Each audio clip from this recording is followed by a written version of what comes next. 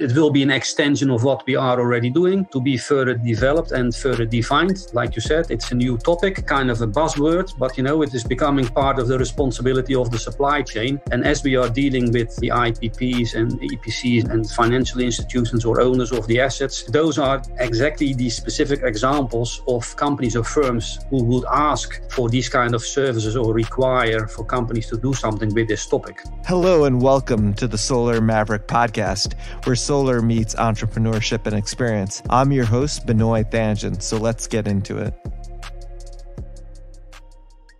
Hi, this is Benoy, your host of the Solar Maverick Podcast. The podcast is brought to you by Reneu Energy. We're a solar developer and consulting firm. I'm excited on the podcast to interview Paul van Brenkelen. He's the director of ESG and Traceability at Clean Energy Associates. He's responsible for deliverables of ESG and supply chain related to services through Clean Energy Associates, or CEA's global team. CEA's team, through its best-in-class services, focus on ensuring quality across all aspects of solar and energy storage industries, and they've been instrumental in supporting the installation of 85 gigawatts of solar power in 63 countries. If you don't know what ESG is, it's been a very hot topic this past year in the solar industry or in renewables. It is environmental, social, and corporate governance. It's an evaluation of firms' collective consciousness for social and environmental factors. It is typically a score that's compiled from data collected surrounding specific metric related to intangible assets within the enterprise. There's a lot of interesting things that Paul discusses in the podcast. Some of them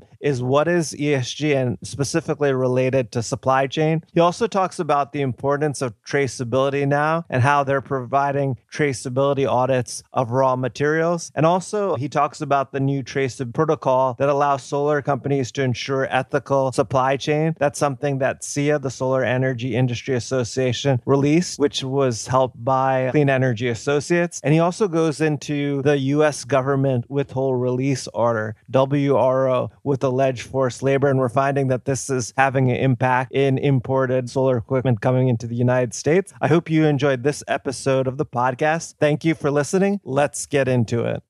Hi, this is Benoy Thanjan, your host of the Solar Maverick Podcast. I'm really excited to interview Paul van Brenkelen. He's the director of ESG and Traceability at Clean Energy Associates. And we've interviewed actually Andy Klump and Paul Wormser before from Clean Energy Associates on the podcast. They've provided very valuable insights. And I'm excited to have Paul on the podcast. Paul, welcome. Yeah, thanks, Benoit, for having me here on the podcast. Excited to participate. Anytime. I think it's interesting because ESG and traceability is something that's really been talked about, especially the past year, especially this year. It would be great to learn more about Clean Energy Associates for our listeners who are not familiar with the company. Let me introduce a few words about Clean Energy Associates in short. So CA is a global technical advisory company that provides comprehensive engineering solutions for the solar and storage industries. So clients are end owners of solar and storage assets who care about consistent, reliable and optimized performance and see value in paying for our services, which are often also provided with a wow factor to make sure we keep them happy. So we want to become the leading global solar and storage engineering services company that creates a tangible impact with our customers by 2025. So that's our drive into the company. And for that, we offer a couple of services. So comprehensive quality control and testing, engineering, design, technical advisory, supply chain management, and full component traceability, in-depth supplier and market intelligence. And by now we are active in like 60 countries, visited like many factories in the photovoltaic supply chain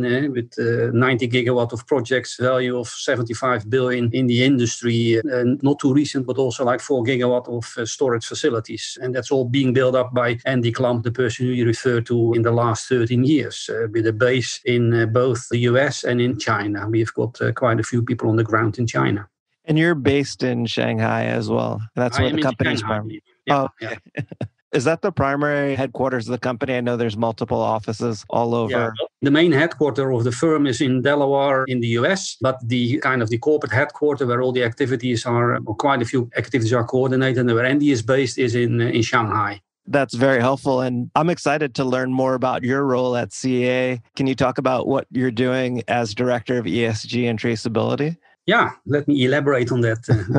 So I'm reporting into the Vice President of Operations and one of the executive leader team leads, Paul Wormer, by the way, who was also on the podcast. So I was appointed as the Director of ESG and Traceability. So that's it's a newly created role, anticipating on the needs and requirements for our CA's customer base and supply chain developments. So working with the various teams in a cross-functional manner, we try to stay on top of regulatory frameworks developing in the various jurisdictions we are based in or are active with projects. So we anticipate on client requests or are recommending clients on industrial developments and then develop the related sales and marketing materials and operationalize the service deliverables for the various inspection, auditing or validation services we have and for reporting purposes. And then all the aforementioned related services are also linked to the supply chain traceability. It's a novel but a very actual topic, which we will cover a little bit later, I guess, in the questions, Benoy. So as for the CA's ESG-related services we are developing, so that's my role. It's kind of an exciting role, I have to say, in the current stage we're in and in the photovoltaic industry, trying to do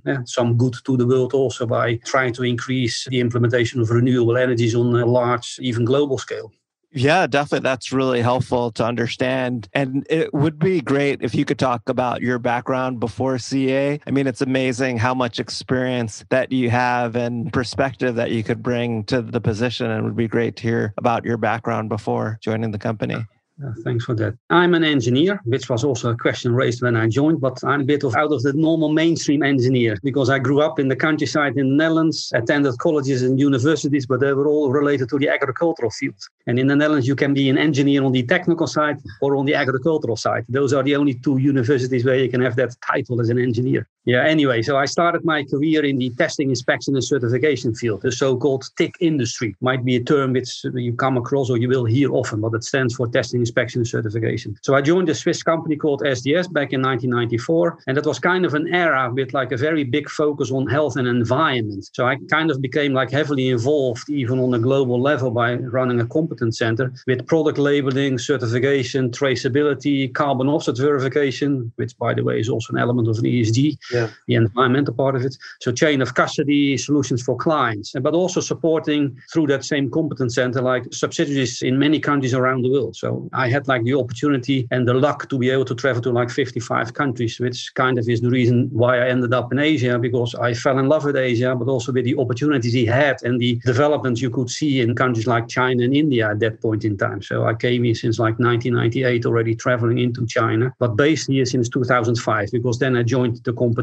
Bureau Veritas, again in roles linked to product development, innovation, efficiency improvement, data mining, and again traceability. And then in the same period, based out of Asia, I joined TÜV Nord, where I was the regional COO for that company. But more importantly to mention is that's where I got heavily involved in renewable energies in the sense of setting up a specific department for wind energy and solar. So that's where I was allowed to issue a few certificates to clients in Taiwan and in China already for photovoltaic. Then a few startups after the tech industry experience. They were all also related to sustainability and environmental impacts, trying to reduce impacts on the environment. And that's kind of where I got exposed to ESG through board involvements, financiers and loan situations where, of course, you get passed on the requirements of those organizations in trying to adhere to what they would like you to do in your organization. And moreover, also I obtained a couple of postgraduate degrees in corporate governance, so Institute of Director, Financial Times diploma on executive director roles. So joining CA means I bring the necessary tech industry-related experiences for traceability certification together with the ESG-related activities in this new and opportunistic role.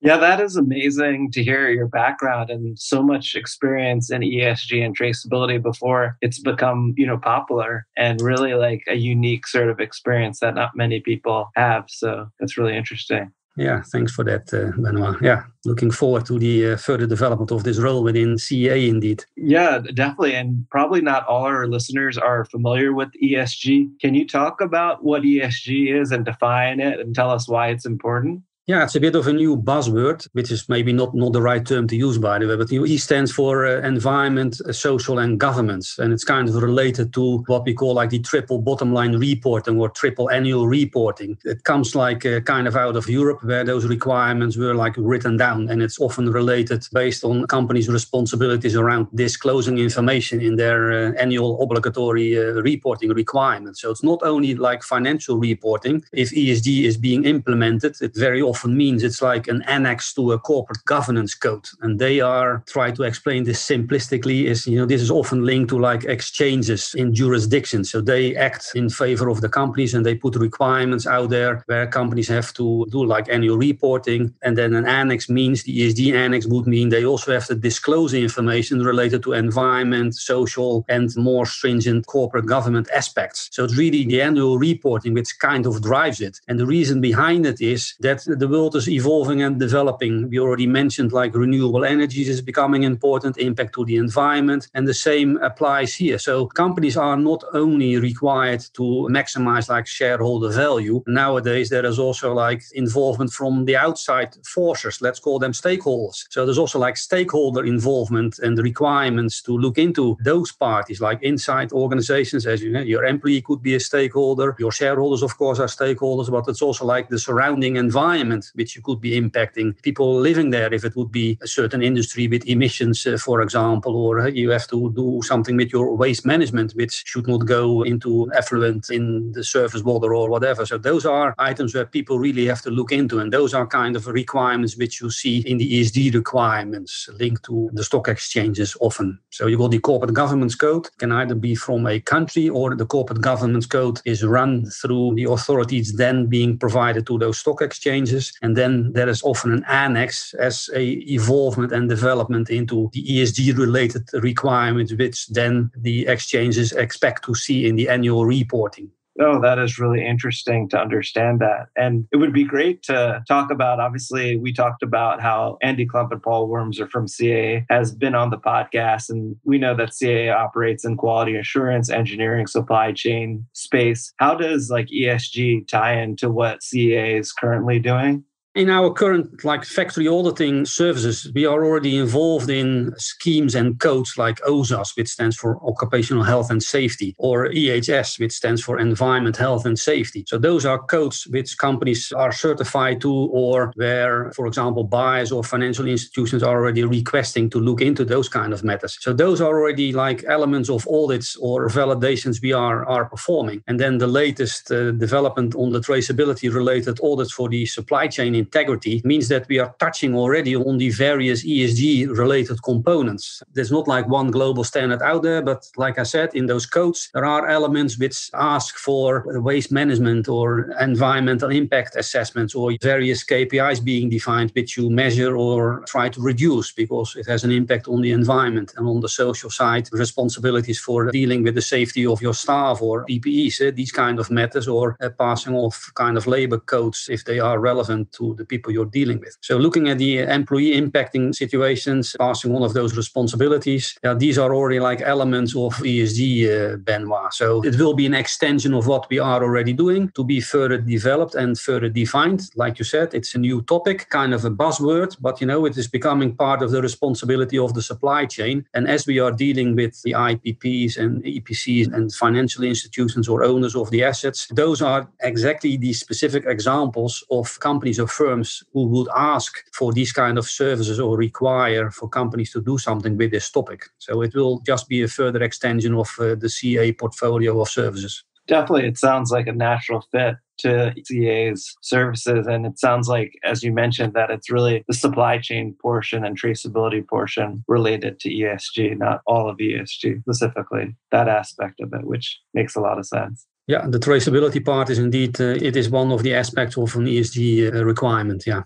Definitely. And, it would be helpful if you could just talk more about what is traceability, because maybe people are not necessarily familiar and what you mean by when you talk about traceability of the raw materials related to manufacturing It seems to be like kind of a new thing because there are certain developments. But traceability is already existing in other industries also. Like I refer to my experience in the testing, inspection, certification industry. If you think about product labeling, it means there could be like an economical benefit if you would take the advantage to start mix and matching various streams of products. So you would gain from that. So if you think about product labeling and product certification over time, and in even the developments I was involved in myself, very often on the back end of a product certification scheme, there were all kinds of requirements added on the traceability of the logo and the various streams of product inside manufacturing organizations or processing organizations, where there was often requirements which asked for like segregation in time or place. So imagine you've got like an environmental friendly stream of produce or a stream of produce coming from a certain origin. You have to show the segregation in your organization. So that became like an automatic evolvement of those kind of schemes. And you've seen that in like heavily in the food related supplies. But now again, thinking about, investments and banking or banking institutions, even on a global level, they do lots of investments all around the world. And therefore those requirements are coming into play also, where people or those organizations would like to see origin validation or the preservation of identity throughout the supply chain. So this is why this is also becoming important in the photovoltaic industry. So traceability means you need to be able to follow physically and through documents or an IT system the stream of product from like entering the arrivals of the materials, either them being raw materials or semi-manufactured products or wafers in this case for the photovoltaic supply chain, through the production system or manufacturing system or final material production, going into the final warehouse and then being released for transport to a final destination. You need to be able to follow this in a documentary or a physical process. And for that, the services we have in place now, of course, they will be based on supply chain protocols, existing ones or to be developed ones. But the audit approach means that we also have to go on site. So we want to see the site itself, the production lines, or how the manufacturing process is being organized, talk to the people, see how they are being trained and implementing the processes or work instructions related to traceability. Look at documents, look at the ERPs or the manufacturing execution system, as they call it in the photovoltaic supply chain, and take samples. I think about execute like a recall procedure. So we can really see if you take a module or a wafer or a cell being barcoded or being identified, that you can trace it back and that you would be able to pull it off the market, which then would mean you've got a fully functional traceability system. So that's a lot of words, but that's kind of what it entails. And it sounds maybe a bit complicated. It sounds maybe easier than it is in reality, because it is asking for quite a bit of knowledge and experience of the various supply chain nodes you are active in to know what are the critical aspects or critical elements to look at to make sure and ensure that at the snapshot we do, because it's like time limited. We go at site, it's just 1 or 2 days that you check something, and that needs then to represent the rest of the process taking place throughout the whole year or for the half year or quarterly visits we anticipate to come back on to keep on validating that the system is in good operation. That is the definition of traceability. As a leading authority in the solar industry, life gets very busy. In addition to traveling the world as a speaker and for my entrepreneurial ventures, I'm a son, friend, investor, and entrepreneur. And when it comes to delivering a great sounding show for my listeners, I choose Podcast Laundry. All I have to do is record and send, and the rest is done. They do the dirty work of podcasting for me. Yes, social media graphics, quotes, show notes, master editing, and much more. All I have to do is record. So if you're a busy podcaster like me with an engaged audience and want to free up your time to do more of what you love, like going to the gym or spending time with loved ones, go to podcastlaundry.com to schedule your consultation or call 347-871-8273. That's podcastlaundry.com or 347-871-8273.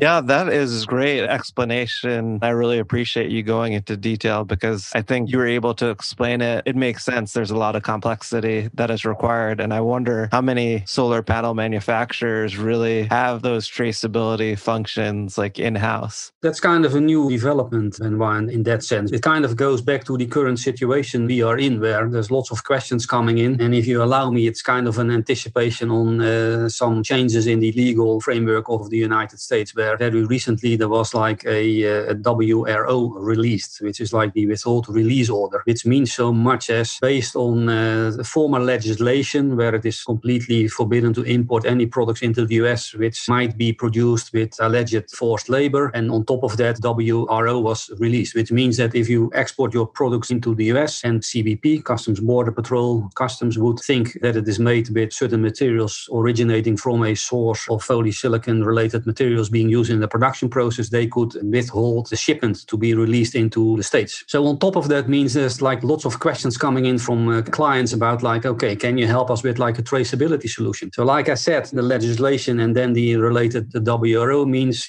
people now need to anticipate on what would the authorities potentially ask for as proof that we can show that our materials are being manufactured with segregated source or source not originating from a certain area where this WRO is related to. And then in between, in anticipation of supply chain and segregation and traceability, it was already the Solar Energy Industries Association, SEIA in the US, who anticipated on certain developments in the sector and came up with like a supply chain traceability protocol in which CA was heavily involved, by the way, in developing this protocol. And then now based on the WRO being issued, we have developed this service further with the existing team and with myself coming on board recently. And then in anticipation of what we think, how we would be able to best help our clients with providing for proof that they are manufacturing in a way which is going to be accepted by CBP to release the products. Of course, that's going to be dependent on what we would find and what's going to be the information written in the reports. It means as much as for the supply chain services we have in-house and have developed, we have taken the SEIA protocol and added a process certification type of an approach to help clients anticipate on potential questions coming. And then it goes back to what I've mentioned earlier before. We will do like a desk review first and ask for like many different documents in anticipation of an on-site audit. And then the combination of these two is kind of the definition of a supply chain integrity audit with a related report, which shows like the status of the supply chain traceability system in place for the client we are dealing with. And of course, it's a bit different because it would now mean that more than just going at like one site, look at like one node, we need to go into the earlier or later nodes of the client we are dealing with. So the real supply chain transparency and sharing of information between the different parties up to the level that we are able to see the supply chain mapping and the function of the system is kind of critical to be able to write such a report.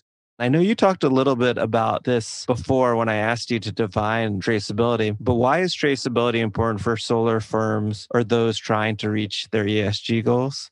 The most critical part now is based on what I've just mentioned with the reason for companies now to have traceability in place to show like the provenance of where materials were originating from, because that's specifically where CBP is asking for proof for companies to show their ability to do so. So again, it goes back to this chain of custody process to be in place to really have the ability. And again, it's going to be based on the audits we have to perform and work with our clients proactively to see what the status of the system is, because you could have like different levels of system integrity, as we would like to call it. It could be either, you've got like full identity preservation. So, you use materials which come from a certain area. It goes through the production process and you can follow it all the way to the end into the final materials. So then, that whole system is completely in place and any documents will prove that it's exactly working like this. Another level will be like segregation. So you've got materials coming in from different areas, but inside your organization, you can really show the provenance and the segregation of the different flows of those two streams throughout your manufacturing process, if that would be applicable. And a third level could be you have a mass balance, which means whatever goes in comes out minus, waste or breakage or process impacts on the materials. So, we do not know yet what would be a level of acceptance for your materials to then be allowed to be imported into the US. That's something we have to further work on and see what the requirements will be on what kind of level of system needs to be in place to show an acceptable level of supply chain traceability for Customs and Border Patrol.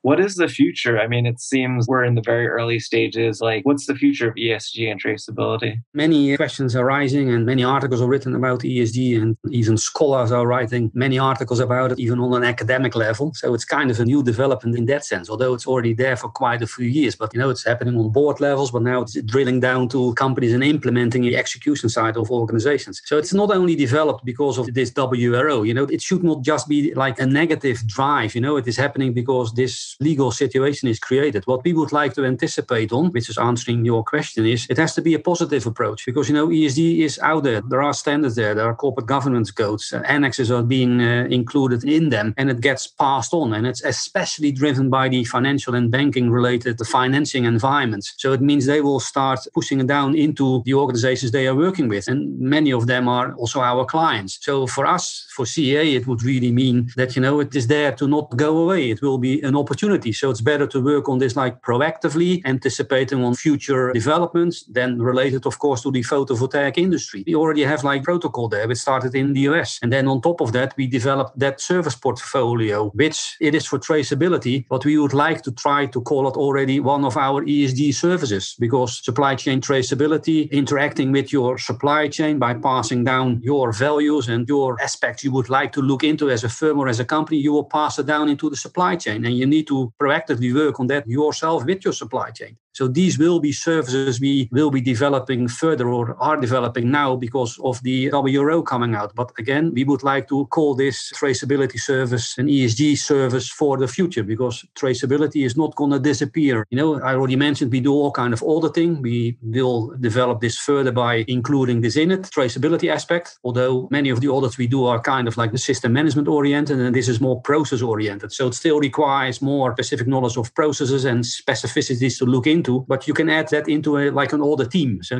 that's something we will develop further by going forward. Again, it will become an extra requirement. It's just in line with evolving ESG demands and developments. Over time, there will even be a global ESG standard. Think about ISO 9000. Everyone knows about it. It's the global standard. Maybe on the ESG side, something similar will happen. Or at least on a country level, there will be a standard there. So then, that then becomes like common denominator. And we can see what kind of aspects we then have to look into and assess at the client level and the supply chain we are dealing with. So that's how we would see it evolve. Again, industry protocols are being developed in other industries. On the supply chain side, G is there not to disappear anymore. Yeah, that's a great point, Paul, too. And it's interesting because I know you talked about a global standard for ESG. I could see that happening in the near future. There's just so much evolution happening so quickly when it comes to ESG and traceability. So it'll be interesting to see. Completely correct, Benoy. Even if you look, I'm based in China, so I've got a personal interest there myself in the topic. There's like 9 standards being applied. If you look at the financial institutions, there's like many indices there. You've got like this ESG indexed funds where there's like many different parameters. And the parameters are kind of the ESG elements they would like to see measured. And there's like different depth or different focus based on those funds. So there is a difference. But it goes back to, you are a firm, like the photovoltaic related node. What do I need to do? This is probably something clients should anticipate on what would be coming. And then,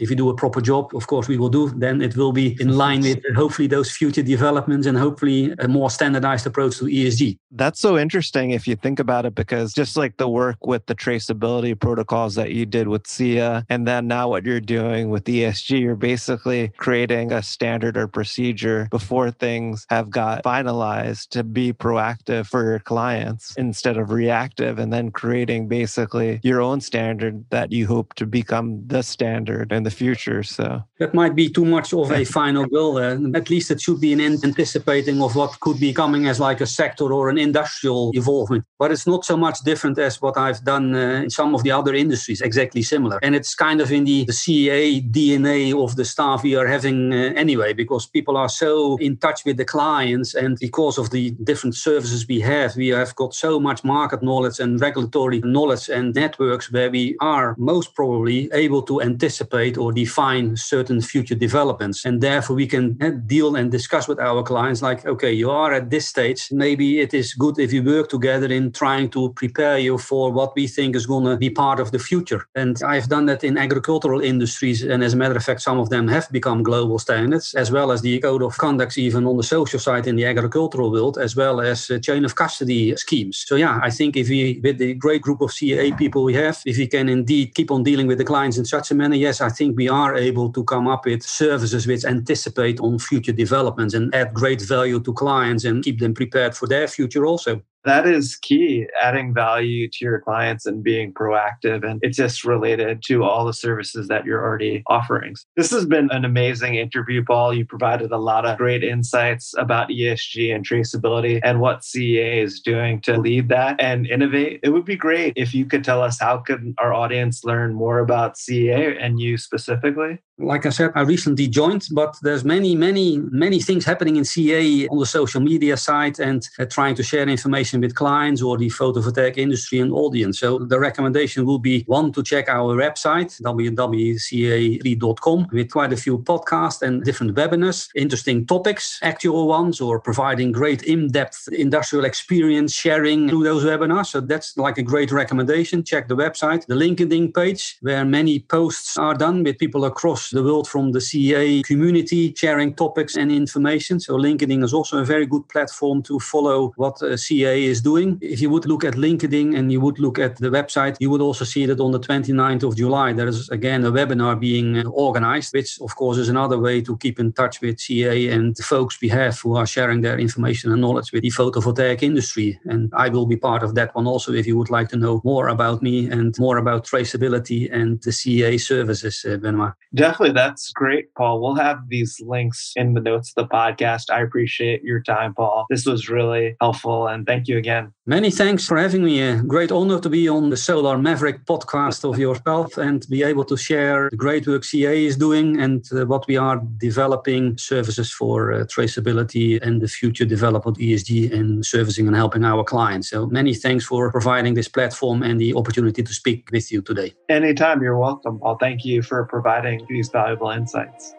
Thanks for listening to the Solar Maverick Podcast. The Solar Maverick Podcast is brought to you by Reneu Energy. We're a solar development and consulting firm. If you believe that this podcast is adding value to you, please give us a 5-star review and share with those that you think could benefit from this information. Please email all questions, suggestions, and feedback to info@reneuenergy.com. That's info@reneuenergy.com. The Solar Maverick Podcast is produced by Podcast Laundry and executive produced by Benoy Thanjan and Kevin Y. Brown.